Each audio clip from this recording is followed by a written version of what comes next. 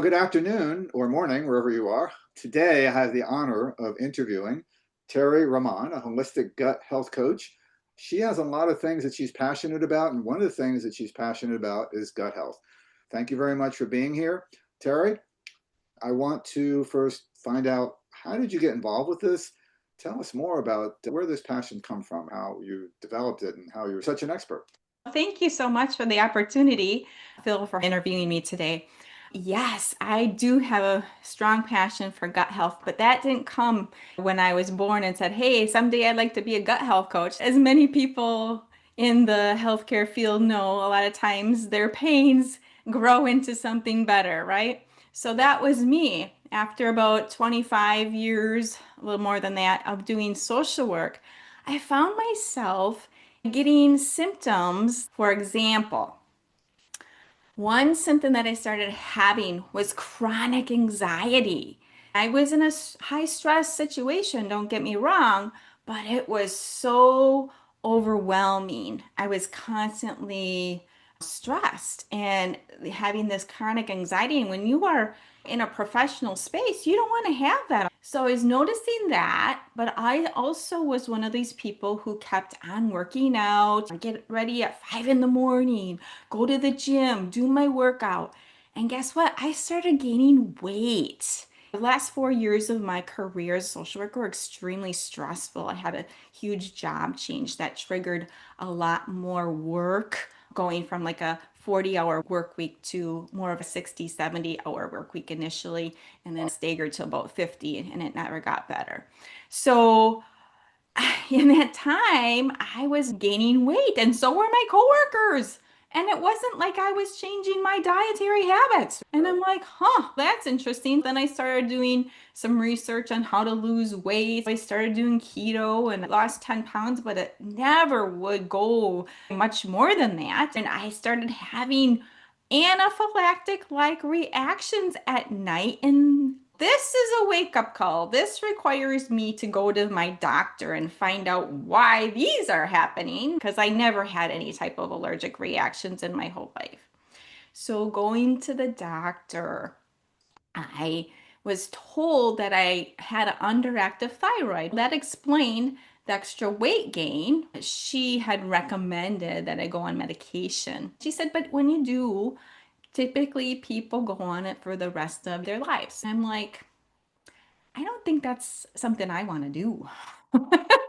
The reason for that is because my mother passed away from being overly medicated for depression when she was only 38 years old. And I had averse thinking about taking medications from that early age. So I was like, okay, something's wrong with my body. Maybe I can fix it without medication.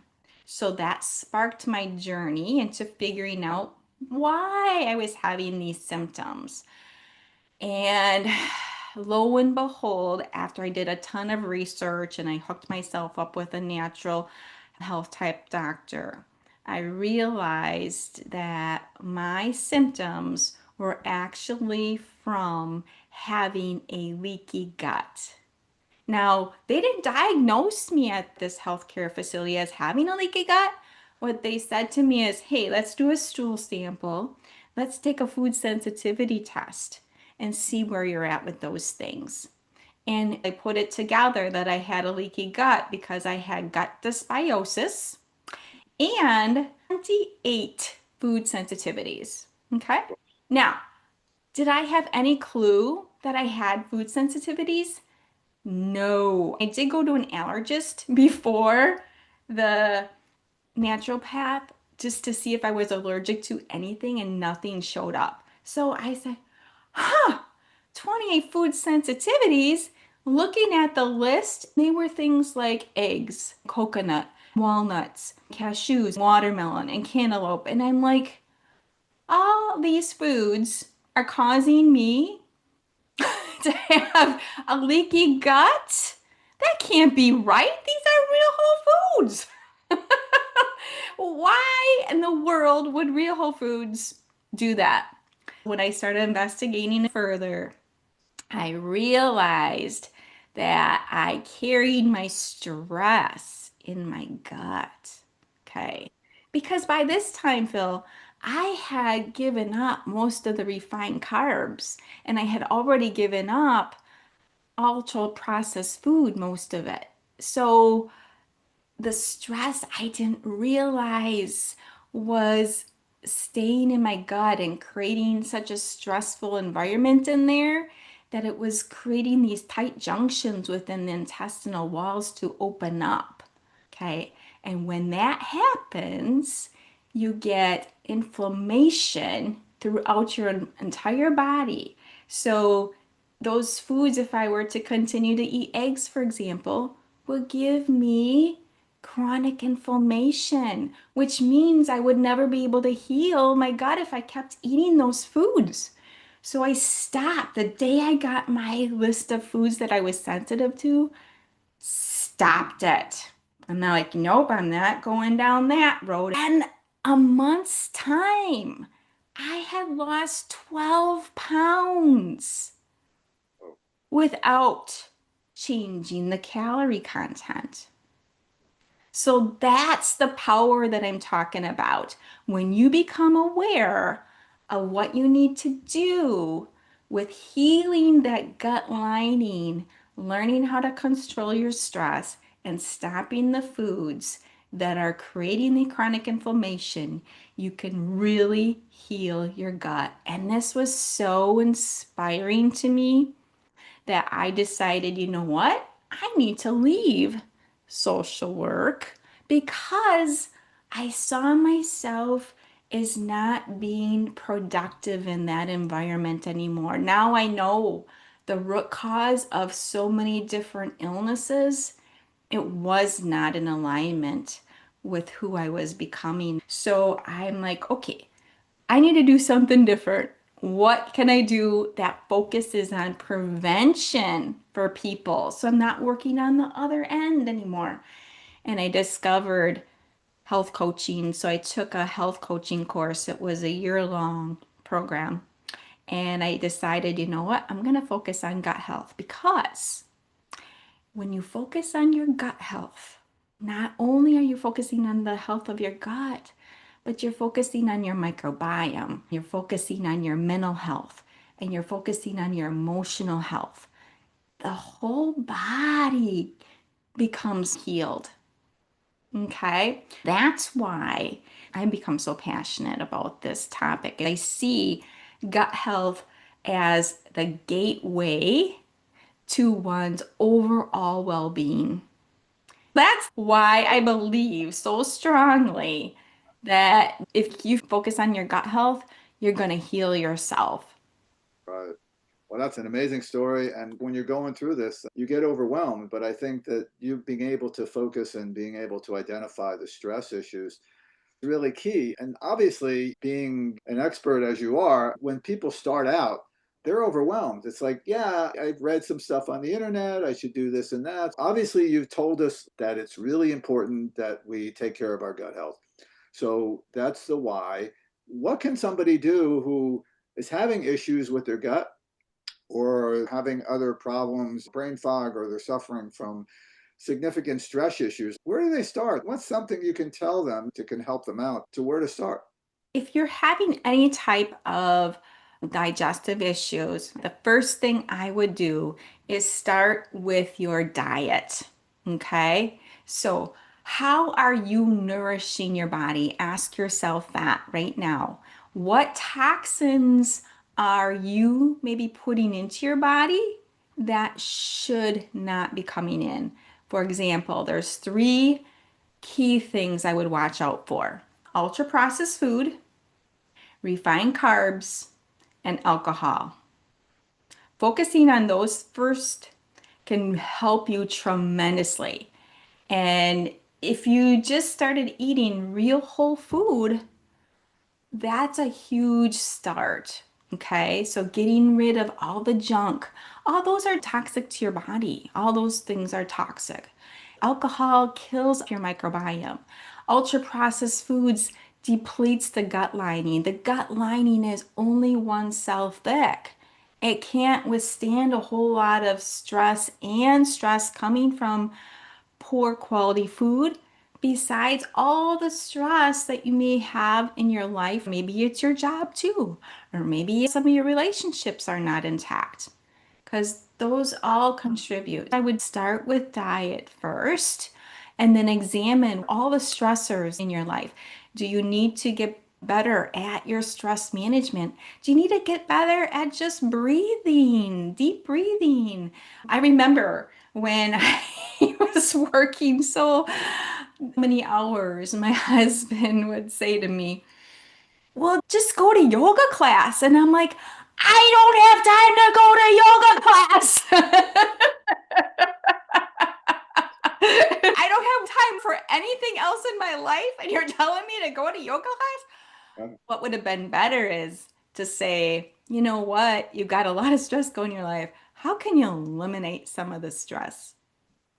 right, And that's where food starts. Just think in terms of stress. What are all the stressors, the chemical stressors, the food stressors, anything that's putting more pressure on your body, your mind, and your gut? It's probably not helping you. right. A lot of people don't realize that food is a major stress on your Yeah, body.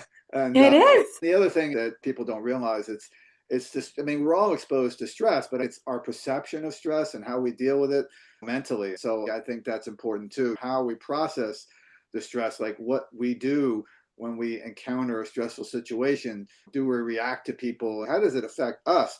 It's going to be out there, but we have to figure out how we can diffuse it or dissociate from it. Hmm. That's really key. But sometimes it's really hard for people to stop giving up their processed foods. So, how do you recommend that people deal with that if they like their drink or if they like ice cream, potato chips, or their sugar fix at 3 o'clock in the afternoon? What can we do about that? Number one, recognize that it's a problem. That would be the first step. For example, I am not bothered by any food in my environment. You can put a chocolate cake in front of me, and if it's made with poor ingredients, I'm not touching that. Secondly, I would start finding substitutes. Just one thing. What is it that you crave and try to find a substitute? For example, I love chewing crunchy food. I used to eat these sweet potato chips. They were the healthier version, but I mean, still, they were refined. So I'm like, what's crunchy and will give me that satisfaction? So, what I chose to do is buy macadamia nuts. I love those things because they're high in fat.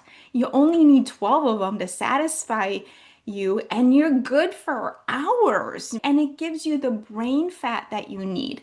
So, find alternatives. Anytime you're craving something, try to find a healthier alternative. Don't buy into the culture of anything that's diet, fat-free, sugar-free. Gravitate as much as you can to real whole food for that substitute. For example, when I was getting off diet soda, I had this soda stream machine and it would just carbonate water. And Right. they sell the liquid sugar with that. So instead, I kept on carbonating the water and I would buy liquid stevia that had different flavors like cherry or lemon. And then I'm like, you know what? I love lemon. Why don't I just squeeze a half a lemon of the juice in there? And that tasted good. And then I started experimenting with limes, watermelon, and cucumber. I was never one to love water. I'm like, how can I train myself to like water better? That's a huge part of gut health too. So if you're struggling of just drinking water, those would be some bridges. Now I don't even need the carbonation because I enjoy warm lemon water or herbal teas instead. It's important for people to know that you can change your taste buds. They actually do change, and that's a good thing because when you're not craving anymore, your gut bugs are also changing inside you and they're happier too. So they're like, thank you for feeding me such wonderful food. Now I can actually do my job to give you the energy that you deserve. Wow, that's amazing. Certainly substituting different types of food. Somebody could actually take a sweet potato and cut it up and make their own sweet potato chips if they wanted. Creating your own foods is really key. I do that as well. I also like the idea that your taste buds can change because obviously they can. We know that when you're not eating sugar for a few days, your taste buds for sugar go down. After you get through the initial cravings and withdrawals, I totally agree with you that we can change our taste buds. We need to focus on real food.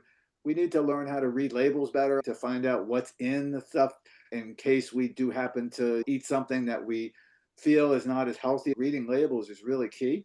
Those are really good words of advice. So, how can people get in touch with you if they have any health issues or if they have any gut issues? What's the best way to contact you? Do you have a free gift that you want to offer people? I can be reached at terrytotalhealth.com, my website. I'm also on YouTube at Terry Total Health and Terri Rahman. People can friend me on Facebook or LinkedIn. And if they would like a free gift, I can provide this guide of how to reduce cortisol. Cortisol is their stress hormone. If you're trying to lose weight and you're under a lot of stress, we need to start with cortisol. I have a free guide on how to reduce your cortisol. Wonderful. Those are awesome gifts. I think we should grab them right away because they provide a lot of value and should get in touch with you if they're suffering because it's something that we should all do something about. We should use the guiding of a health coach so that we're able to do the right thing, not get frustrated, and have your expert assistance. Thank you very much. I appreciate the time for your interview, and we'll talk again soon. Thank you so much, Phil.